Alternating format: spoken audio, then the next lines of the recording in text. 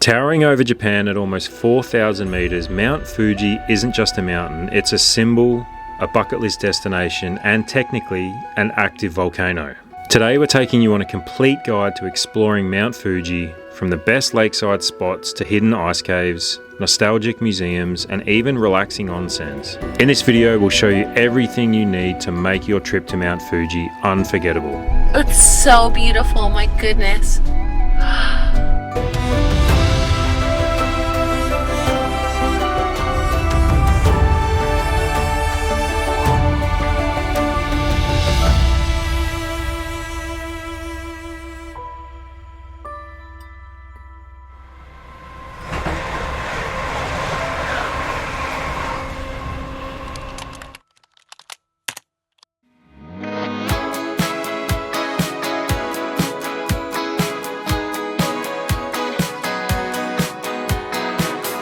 Mount Fuji is about a 2 to 3 hour drive from Tokyo, depending on traffic, or you can take a direct train for a smooth ride straight to the Fuji Five Lakes region. Okay, we just parked the RV at the train station in Fuji Kawaguchi. We're gonna go for breakfast here this morning. It's got incredible views of Mount Fuji. Another beautiful bluebird day. Oh, I can't believe it. As you're driving out of Tokyo, surprisingly, you can see Mount Fuji from very far away. The pure size of Mount Fuji really shocked us. I didn't think you'd be able to see it like that. Oh my gosh. That's huge.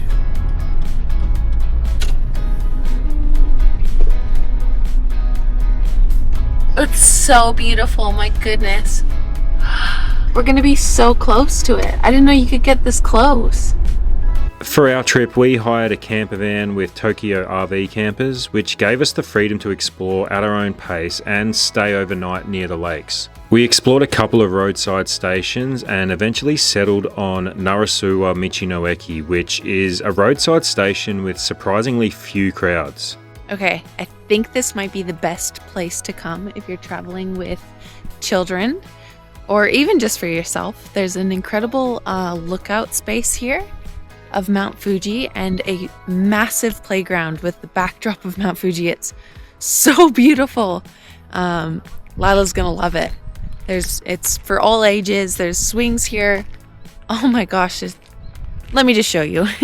The campsite had probably the best playground view of anywhere we've seen in the world. Mount Fuji is right there, and there's heaps of restaurants close by, making it a really convenient spot to base yourselves. This is crazy. I didn't think we were going to get this clear of a view of Mount Fuji without like fighting a line of other tourists or something, but there's so many different viewpoints that you can see it from. We've got another one for tomorrow morning that we're going to catch it at sunrise. But like there's no one here, and you can just sit here and not battle with other people to see it. It's incredible. Definitely worth the hype. My goodness, like breathtaking.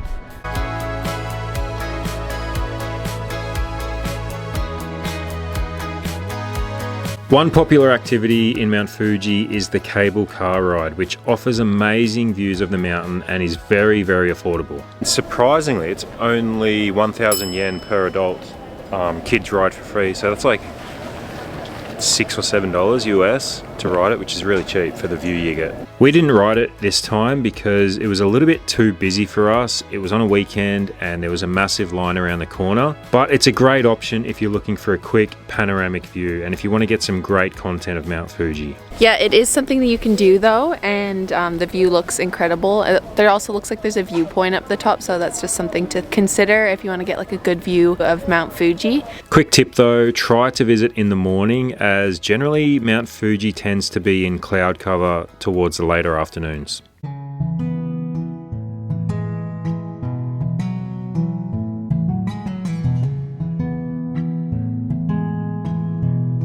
We visited Oishi Park, which has seasonal flowers and sweeping views of Lake Kawaguchi. It's perfect for a peaceful walk or photos with Fuji in the background.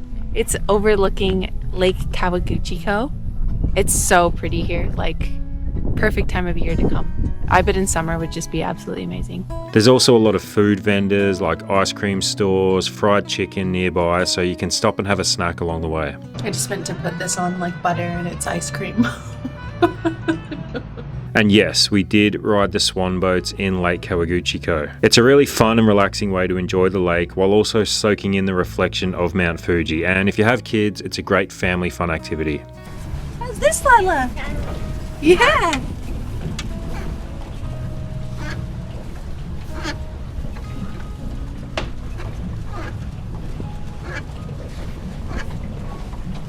It's making like it's making like duck sounds. Is that just the pedals making that sound? It's the rubber on rubber. We're like drifting pretty heavy. Yeah, I think this is a bit Wow, this is such an incredible view though.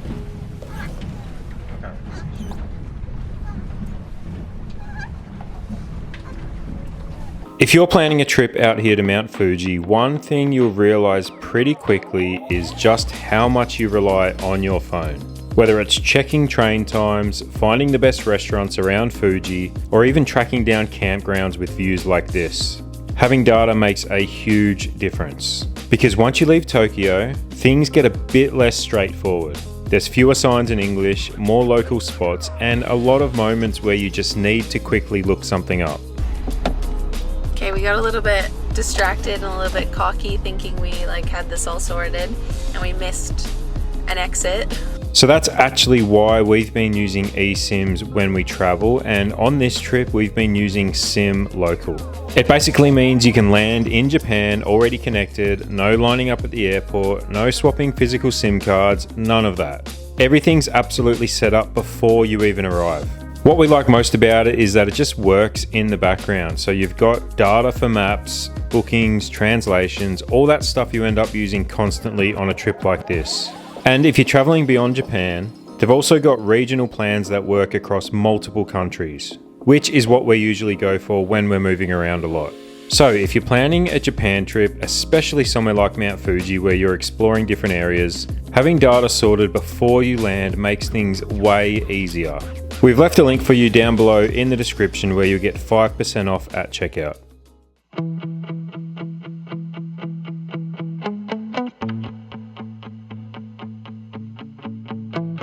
After exploring the town, you're going to want to stop for something to eat, and we found one of the best ramen diners we've ever been to in our lives, called Renge Ramen. Okay, now we're gonna head somewhere nearby that's cozy for dinner. Lloyd found somewhere, we're gonna see if it's any good.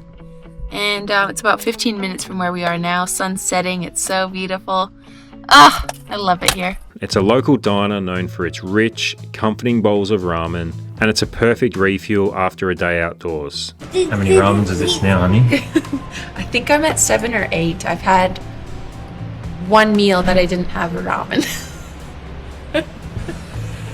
So we've been really lucky finding great ramen joints in every place we've been. So we're going to have one last ramen here at Mount Fuji, and then we're going to hit the road. Prices were extremely reasonable and the food was absolutely delicious. The service was very quick and everything was in English as well as Japanese, which made it very easy.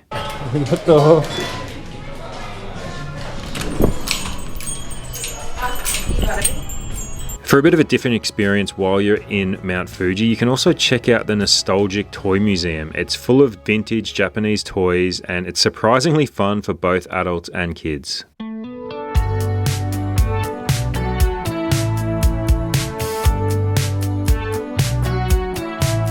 If you're more on the adventurous side, the ice caves nearby are an absolute must. They're actually very close to the Michi-no-eki where we stayed. Walking through these naturally frozen tunnels feels like stepping into another world. Absolutely incredible. Unfortunately, our daughter was too small. You do have to be over the age of 6 in order to be able to walk through the ice caves, and that's because everything is extremely narrow and quite slippery, so you cannot carry a child through the ice caves, and there are places that are really tight squeezes where you have to crouch down.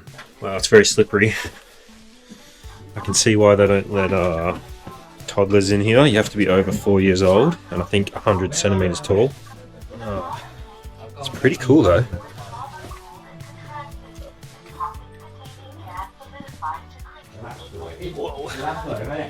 Not much room.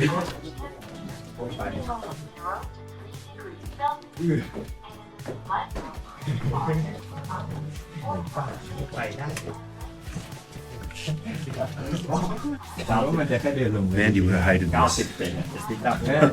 I'm glad I came on my own. Not great if you have claustrophobia either. It's about 1 metre tall. Crouch down through this section here. I don't know how long this lasts for either. Entry was very cheap and there wasn't much of a line at all, even on the weekend. And of course, after all that exploring, don't miss out on one of the many nearby onsens that offer sweeping views of Mount Fuji. There's honestly nothing better than soaking in a hot spring while looking at this absolutely epic view in the distance. And if you're up for the challenge, you can hike Mount Fuji yourself. Trails are generally open during the official climbing season, offering a once-in-a-lifetime experience as you ascend the iconic peak. You can climb up and back in just a few hours. From lakeside strolls and swan boats to ice caves, nostalgic museums and steaming onsens, Mount Fuji has something for everybody. With options like trains, camper vans and guided hikes, planning your trip has never been easier. Whether you're chasing adventure or just some peaceful time in nature, Mount Fuji is ready to welcome you. If you enjoyed this guide, hit like and subscribe for more Japan travel tips and tell us in the comments what's your dream Mount Fuji experience.